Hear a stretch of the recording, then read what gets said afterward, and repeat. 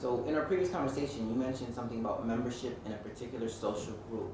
I mean, that sounds very vague. Can you elaborate as to what the Department of Homeland Security means by membership in a particular social group? Particular social group does not come from the definition of provided by the government, specifically Department of Homeland Security. A particular social group comes from the United Nations Convention on Refugee as incorporated in the Immigration and Nationality Act. And it is a catch-all provision which relies heavily on explanations and interpretations provided by the Board of Immigration Appeals and circuit courts throughout the 70s and the 80s and the 90s and up to this day. It's basically mean that it's a particular group of people which is visible in the society and which is recognized by other people in the society as such. A good example would be a homosexual in a country in which gay, lesbian, LGBT person in a country where alternative lifestyle or sexual orientation is perceived as a choice and a bad choice.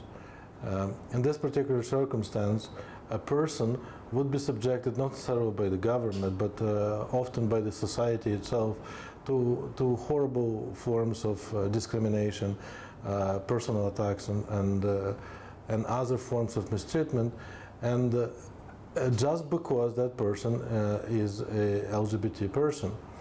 And that alone would create a social group. As a matter of fact, U.S. courts recognize sexual orientation and people, LGBT communities, as a particular social group. They're definitely visible because the common wisdom is they usually recognized either by the appearance or by the lifestyle or by the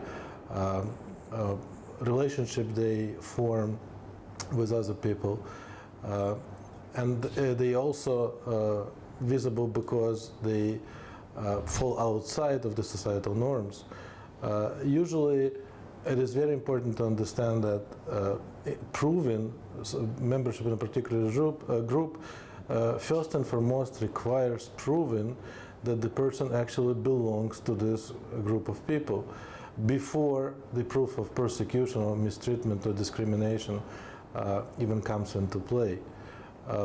Usually this is one good example of a particular social group. Another group, a good example, is a woman who is like in the abusive relationship with a person of some notoriety or some social position, and the government or the police or the local authorities or the society itself doesn't want to help this woman or provide protection to this woman from the abusive behavior of the husband, and the husband usually using his influence in the society in order to stop any attempt by the woman to seek help. Now, obviously, many women live in such relationships and in a given society, and these women would definitely form a particular social group. They are recognized as a group which with similar features, with similarities in their situation. They are also pretty visible in a society, just because in those societies where this type of phenomenon exists, people usually